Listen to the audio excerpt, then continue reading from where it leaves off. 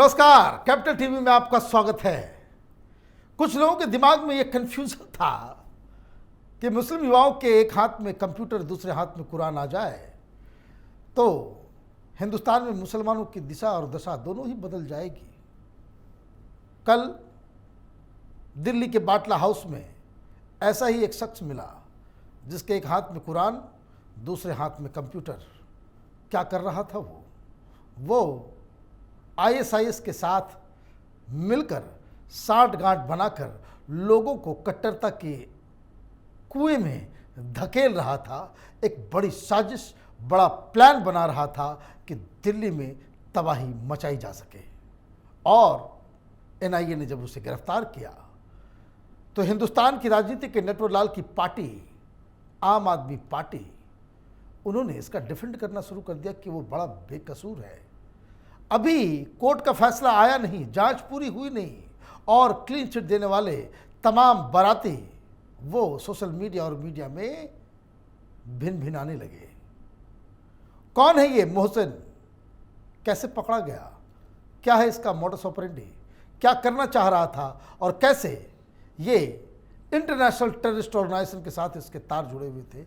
ये सब समझने के लिए हमारे साथ मेजर जनरल एसपी सिन्हा साहब हैं। आपको बहुत बहुत स्वागत है। कौन है ये मोहसिन अहमद? ये मोहसिन अहमद, दुर्भाग्य की बात है कि बिहार को बिलोंग करता है, बिहार का है। जिस धरती के मिट्टी का मैं हूँ उसी मिट्टी का ये है। मुझे तो कभी कोई प्रश्न चिन्ह उठता है, हमारी बिहार की मिट्टी तो ऐसे आतंकी नहीं पैदा कर सकती। हमारी मिट्टी तो रामधारी सिंह दिनकर, बाबू राजेंद्र प्रसाद, बाबू कुंवर सिंह ऐसे लोगों को पैदा करती है। तो ये कहाँ से आ गया? अब हम आगे बढ़ते हैं। आपने शुरू में बहुत अच्छी बात कही कि एक हाथ में कुरान और एक हाथ में कंप्यूटर और फिर भी जिहाद। ये अल-जवाहिरी जो मारा गया वो तो आर्मी में डॉक्टर था, जिसकी जिम्मेदारी थी जान बचाना। वो अलकायदा का चीफ बना हुआ है, हत्यारा है। ओसामा बिन लादेन इंजीनियर था। आप विश्व के सब जिहादी संगठनों के आका का देखिए बैकग्राउंड, सब पढ़े लिखे मिलेंगे। तो कंप्यूटर से कोई फर्क नहीं पड़ता है। कहीं ना कहीं तो इस पर चिंतन करने पड़ेगी मुस्लिम कम्युनिटी का, पूरे विश्व को, कि समस्या है कहाँ। इसे गिरफ्तार क्यों किया गया? बताता हूँ। इसको मोहसिन खान को अहमद को ये बीटेक पढ़ रहा था जामिया मिलिया में। तो वहाँ के जो बच्चे जो उसके क्लास फेलो थे, क्लास फेलो तो सब जानते हैं अपने दोस्तों के बारे में, पूरा जन्म पत्री उनके पास होता है। उन्होंने सूचना दी कि ये टेरर फंडिंग में इन्वॉल्व है, आईएसआईएस के लिए पैसा रेज कर रहा है और हम बच्चों को रेडिकलाइज करने की कोशिश कर रहा है। ये उसके दोस्तों ने ही बताया? दोस्तों ने बताया जामिया मिलिया में। ओके। जामिया मिलिया के अपने क्लास फेलो ने, इसके क्लास फेलो ने बताया। ओके। एनआईए ने अरेस्ट किया और एनआईए ने अरेस्ट किया तो पता चला कि भाई बात में तो दम है। ये इतना चालाक था, बीटेक था, तो टेक्निकली तो बड़ा सेवी है। हाँ। हम मतलब कुछ लोग की तरह बेवकूफ़ तो नहीं है कि नॉर्मल कॉल करो तो सब रिकॉर्ड सब मिल जाएगा। ये एप्लीकेशंस के माध्यम से बात करता था। ओके। तो पकड़ा न जाऊँ, लेकिन ये नहीं जानता है कि एनआईए चोर कहता है चलोगे डाल तो हम चलेंगे पात। तो ये कैसे पकड़ा गया? क्या कर रहा था ये सोशल मीडिया पे और भी एप्लीकेशंस पे ये रेडिकलाइज कर रहा था, फंड रेजिंग कर रहा था आईएसआईएस के लिए और आईएसआईएस डोमिनेटेड एरियाज़ के लिए। जब ये बच्चों ने कंप्लेन किया तो एनआईए एक्टिव हुई और एनआईए ने जब रिसर्च किया तो पता चला कि बात में तो दम है, तो अरेस्ट कर लिया। भाई एनआईए बिना सबूत के तो अरेस्ट करती नहीं है, तो उसको सबूत मिला, उसने अरेस्ट किया। अब हम आते हैं इस पर चार्ज क्या है। चार्ज बेसिकली ये है कि सोशल मीडिया पे रेडिकलाइज कर रहा था मुस्लिम यूथ को और पैसा रेज कर रहा था। अब इसके बैकग्राउंड के बारे में आते हैं। ये लड़का बिहार से ये हेल करता है, बिहार का रहने वाला है। और इसी परिप्रेक्ष्य में थोड़ा मैं डाइग्रेस करूँगा। नुसरत जहान भी बिहार से आती थी और जब नुसरत जहान को भेजा गया था एक पॉलिटिकल पार्टी के द्वारा कि मोदी जी का काम तमाम करो, सुपारी दे दी गई थी, तो उस समय जब हंगामा मचा तो बिहार के एक बहुत महत्वपूर्ण व्यक्ति उन्होंने कहा ये तो बिहार की बेटी है। नीतीश कुमार ने कहा। नीतीश कुमार जो है वो थोड़ा ज़्यादा ही वोट बैंक पॉलिटिक्स के जंजाल में फंसे हुए रहते हैं कभी कभी। तो ये उन्होंने कहा कि बिहार की बेटी है। एक राज्य के मुख्यमंत्री पे लाइफ पे अटेम्प्ट हो रहा है और आप कह रहे हैं, डिफेंड कर रहे हो कि बिहार की बेटी है। तो बिहार की बेटी है मतलब दंगा करना, मुख्यमंत्री को मारना, उसको लाइसेंस मिल गया है जिहाद करना। लेकिन ये पैसे इकट्ठा कर रहा था, तो उस पैसे को इकट्ठा करके कर क्या रहा था ये? देखिए, ये भी बहुत चालाक है, जैसे मैंने कहा टेक्नो सेवी है। यदि नॉर्मल आप डीडी बनाएंगे, बैंक अकाउंट से ट्रांसफ़र करेंगे, तब तो वो समझ रहा है, पकड़े जाएंगे, समझ जाए कि बहुत क्लियर एविडेंस क्रिएट हो रहा है। तो ये क्रिप्टो करेंसी का फ़ायदा उठा के ये पैसा ट्रांसफ़र करता था ISI सीरिया में और ISI डोमिनेटेड क्षेत्र में। मतलब ये पूरी तरीके से उसके लिए काम कर रहा था, डेडिकेटेड होके। करेक्ट। इसका मतलब है, तो ये तो सारी चीज़ें, जानकारी जब NIA को मिली और उसने गिरफ्तार कर लिया, तो फिर ये जो कांग्रेसी इकोसिस्टम, ये जो सेक्युलर इंडस्ट्री हिंदुस्तान का जो है, वो क्यों फिर बिलबिला रहा है? उसका कारण है, देखिए, ये हिंदुस्तान का दुर्भाग्य है। ये मुस्लिम से मैं आगे बढ़ के समझाऊंगा कि मुस्लिम्स का अप्रोच क्या है, कैसे यहाँ के पॉलिटिकल सिस्टम को अपने ग्रिप में लिए हुए है। और उसका मुख्य कारण है वोट बैंक, तुष्टीकरण। इनका ये लॉलीपॉप दिखाते हैं पॉलिटिशियंस को, पॉलिटिकल पार्टीज़ को, तुम हमको प्रोटेक्ट करो, तुम हमको सपोर्ट करो, तुम हमको पैम्पर करो, तुम हमको गोदी में लेके झुलाओ, हम तुमको वोट करेंगे। और सत्ता के लिए ये लोग अपना ईमान बेच देता है, राष्ट्र हित बेच देता है। अब ये बताइए कि जिस समय जो टाइमिंग के ऊपर लोग कह रहे हैं हम 15 अगस्त मनाने जा रहे हैं और इतना बड़ा कुख्यात शख्स जो है वो पकड़ा जाता है, तो ये तो बहुत ही नेशनल थ्रेट है ये। एकदम। ये जो टाइमिंग देखिए, हर एक चीज़ में टाइमिंग बहुत इंपॉर्टेंट है। जैसे अल जवाहिरी की मौत की टाइमिंग देखिए, अभी चाइना का जो नैन्सी का विजिट था उसका टाइमिंग देखिए। इसमें भी टाइमिंग बहुत इंपॉर्टेंट। क्यों इंपॉर्टेंट है? 15 अगस्त आ रहा है, जो आज़ादी का अमृत महोत्सव है, 75वां वर्षगांठ है, उसमें बहुत एक्टिविटीज़ होगी। एक्टिविटीज़ होगी तो लोग आएंगे, हाँ। भीड़ होगी, राइट। वो सॉफ्ट टारगेट है, अनआर्म्ड सॉफ्ट टारगेट और अट्रैक्टिव टारगेट है। जिहादी यही तो चाहते हैं कि हमको भीड़ इकट्ठा करने की जरूरत नहीं है, भीड़ खुद ब खुद इकट्ठा हो रही है और वो सिटिंग डक है, पिकअप करो, मारो। मारने का कई तरीका है कि आप लोन वॉल्फ टेक्निक करो, आप बम ब्लास्ट करो, पिस्टल को इस्तेमाल करो, सुसाइड बम्बर का इस्तेमाल करो, कई तरीके हैं मारने का। अब जिहादियों का फ़ायदा ये इनको होता है कि ये क्या टेक्निक इस्तेमाल करेंगे इनको पता है। The time of attack, place of attack, तरीका अटैक का, कौन टारगेट होगा, सब इनका फैसला है। ISIS के तो ये दुनिया भर में जो अटैक करता है इन्हीं सारे टेक्निक्स के जरिए करता है। अब मुझे ये बताइए कि ये जो हिंदुस्तान के अंदर में ऐसा ही एक लड़का पकड़ा गया गोरखपुर में, वो भी टेकी था, वो भी IIT मुंबई से पढ़ा हुआ, और वो घुस गया वो मारपीट करने के लिए, वो अटैक करने के लिए गुरुनाथ टेम्पल पे। तो ये जो चीज़ें, जो पढ़े लिखे लड़के भी ये सब काम में जुट जा रहे हैं, ये आखिर ये समस्या का कारण क्या है? समस्या का कारण बहुत सिंपल है, और समस्या का कारण है, पूरी सोच का कारण है गजवाए हिंद। गजवाए मतलब बैटल, गजवाए हिंद मतलब बैटल ऑफ हिंदुस्तान, हिंदुस्तान की लड़ाई। और लड़ाई क्यों? कि हिंदुस्तान को इस्लामिक स्टेट बनाना है।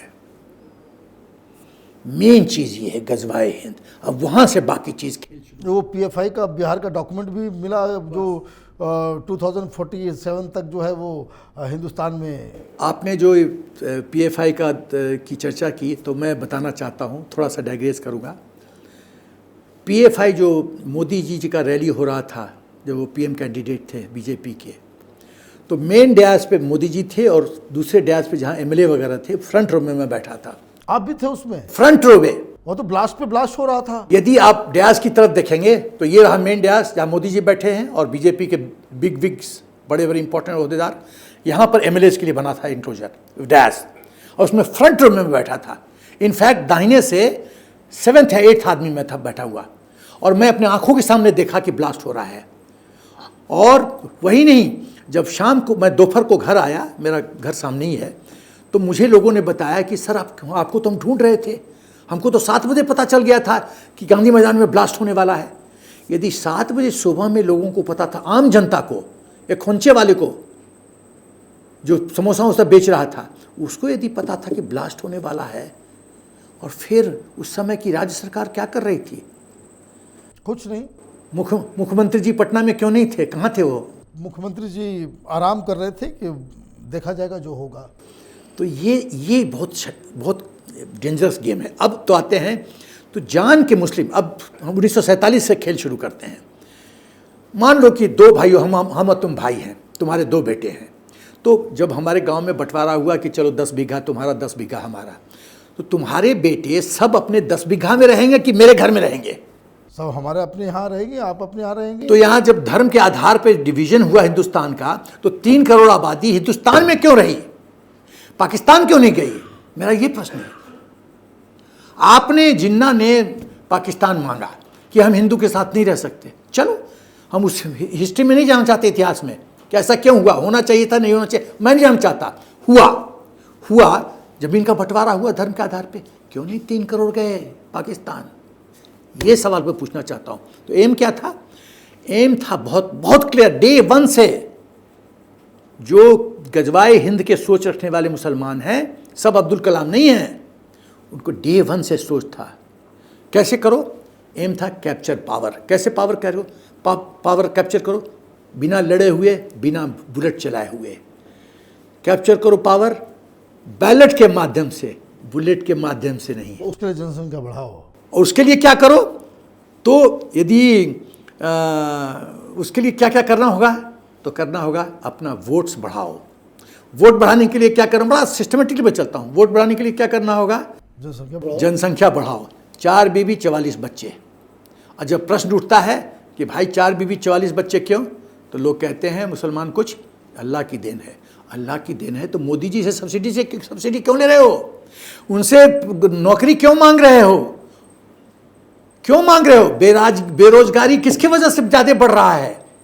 हिंदुस्तान के इकोनॉमी पे जो पर फोर्स मोदी जी को सब वेलफेयर के लिए पैसा खर्च करना पड़ता है, वो पैसा लेजिटिमेटली सबसे पहले खर्च होना चाहिए सेना पे।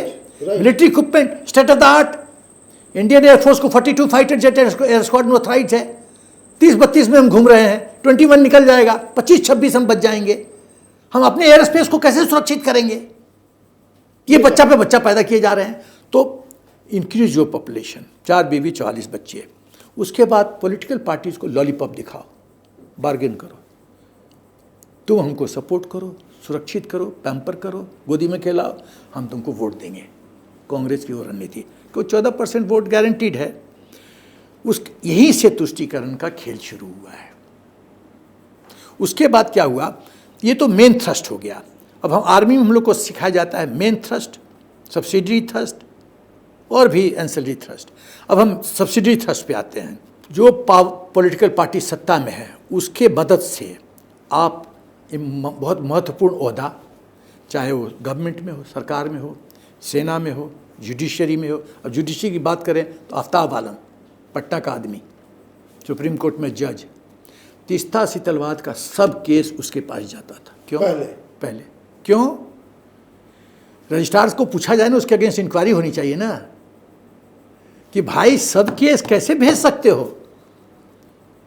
भाई ऐसे ऐसे केसेस तो बाय रोटेशन में जाते हैं। सही बात है। तो काही आफ्तार आलम क्यों? क्योंकि न्याय ऑलरेडी फिक्स्ड है कि फैसला क्या देना है, तीस्ता के फेवर में देना, तीस्ता के फेवर में देना है।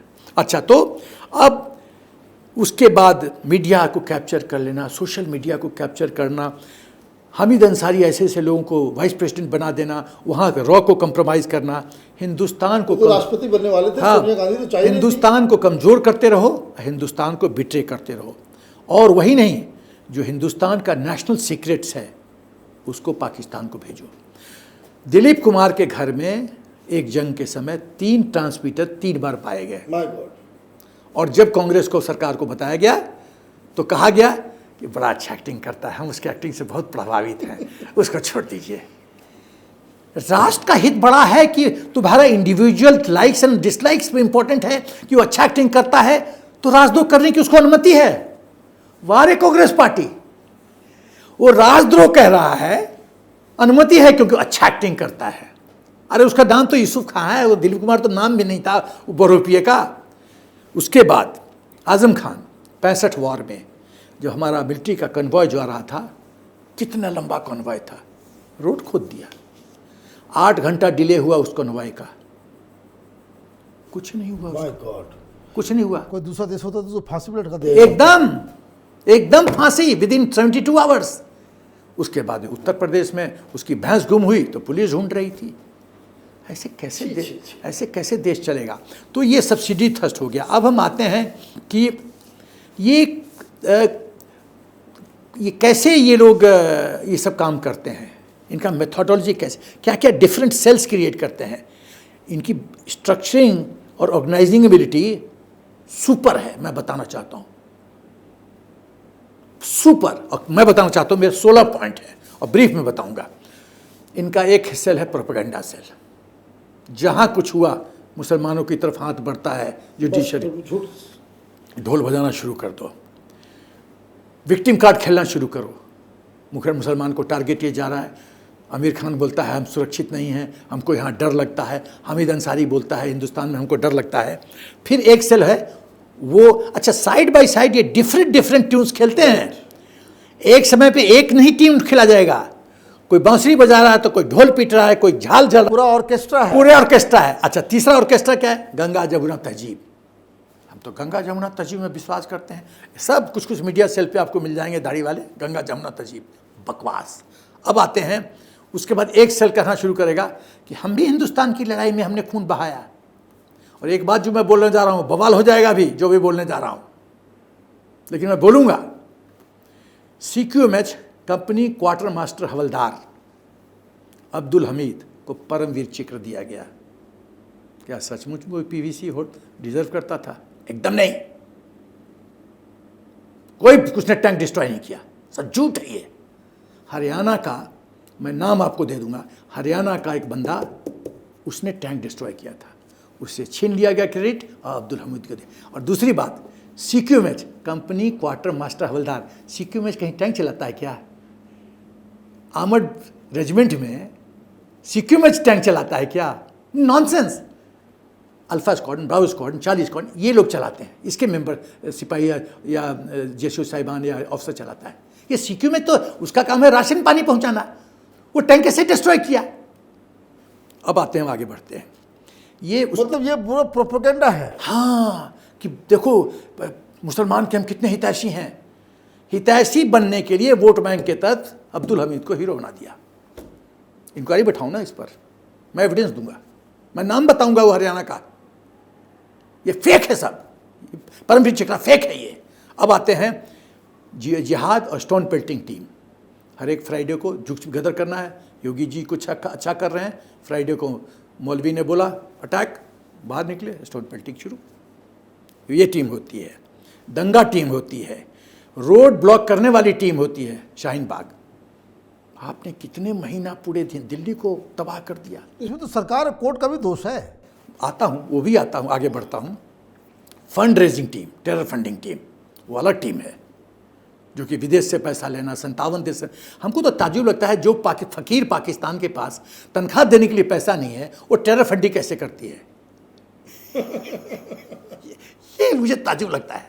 एक फकीर पैसा दान कर रहा है, भिखारी। उसके बाद अपना शक्ति प्रदर्शन, शक्ति दिखाना रोड पे और पब्लिक प्लेसेस पे। वो कैसे? नमाज का पढ़ो, रोड पे पढ़ो, पार्क में पढ़ो, एयरपोर्ट पे पढ़ो, रेलवे ट्रैक पे पढ़ो, नमाज पढ़ना शुरू कर दो, दिखाना हिंदुस्तान हमारी मर्जी से चलेगा। इंटरनेशनल सपोर्ट टीम, अभी नुपुर शर्मा के केस में देखें इंटरनेशनल कैसे सब एक्टिव हो गया, 57 मुस्लिम कंट्रीज एक्टिव हो गए। उसके बाद ये टीम है प्रोटेक्शन टीम। एक्सेलेंट हायर वकील, चाहे कपिल सिब्बल हो या मनु सिंह भी हो या ऐसे लोग हैं या स्टेट लेवल पे हो, इनकी वकील तैयार रहते हैं, प्रॉपर महंगे वाले। अरे भाई, जो पाकिस्तान फकीर अपने को तनख्वाह नहीं दे सकता है, इन वकीलों को पैसा देता कौन है? एक हियरिंग 10 लाख 20 लाख के आसपास का। कपिल सिब्बल तो बड़ा कॉस्टली वकील है। पैसा कहाँ से आता है? वो कौन है जो इनको फंडिंग करता है? वाजिब सवाल है। अच्छा, उसके बाद अलग अलग इनके सेल हैं जो टीवी पे आते हैं और ढोल बजाना शुरू कर देते हैं। फिर इन्होंने जयचंद पाल रखा है हिंदू के बीच में ही, जो कि हिंदू जो उनकी भाषा बोलते हैं, हिंदू के बीच में दरार पैदा करते हैं और वही गंगा जमुना तहजीब का ढोल बजाना शुरू करते हैं। इन्होंने पॉलिटिकल सेल्स खोल रखा है कि हर एक पॉलिटिकल पार्टीज़ में पेनिट्रेट करो। एक छोटा सा एग्जाम्पल दूंगा कि यूपी इलेक्शन जो हुआ जिसमें योगी जी फिर वापस आए, कितने मुसलमान को मैंने देखा है सोशल मीडिया पे, योगी जी देवता है, योगी जी ये हैं, योगी जी वो हैं, और उनका वोट देखो ग्राउंड पे, कहीं कहीं तो 2 वोट आया है, 3 वोट आया है। मतलब ये प्रोपेगेंडा करते कुछ और, वोट करते कुछ और। हाँ, मुंह में राम बगल में छुरी, कि हम मिसलीड कर दे कि हाँ गंगा जमुना तहजीब, हम योगी जी को लाइक करते हैं, तो वोट कहाँ है भाई मेरे? सही बात है। अच्छा, अब आते हैं, दूसरा इनका सेल है कि हिंदुस्तान के पॉलिटिकल इंस्टीट्यूशंस को इंसल्ट करो, चाहे पार्लियामेंट हो, चाहे न्यायालय हो। अब सुप्रीम कोर्ट का फैसला, साबानो केस नहीं मानते, अभी भी नहीं मान रहे। अयोध्या नहीं मानते, तो ये तो कहते हैं सुप्रीम कोर्ट कुछ भी कर ले, अब नहीं मानते। अरे भाई, तो तुम यदि हिंदुस्तान के संविधान को नहीं मानते, हिंदुस्तान के सुप्रीम कोर्ट को नहीं मानते, तो हिंदुस्तान का तुम मानते ही नहीं, तो हम तो यहाँ नहीं रख सकते मेरे भाई। तुम्हारा बंटवारा हो, तुमको जमीन दिए, जाओ वहाँ पे। तो ये मुझे बताइए कि ये सारे प्रॉब्लम्स का सलूशन क्या है? सलूशन ऐसा है मनीष कि मैंने बहुत बार आप ही के चैनल पे 20-30 सलूशन दिया है, उसको रिपीट नहीं करूँगा, क्योंकि आप फिर कहेंगे कि सर वही आम डेली हमको खिलाते हो। हम नया डिश पेश कर रहे हैं, खाली 3 पॉइंट, इस बार 20-30 पॉइंट नहीं, खाली 3 पॉइंट।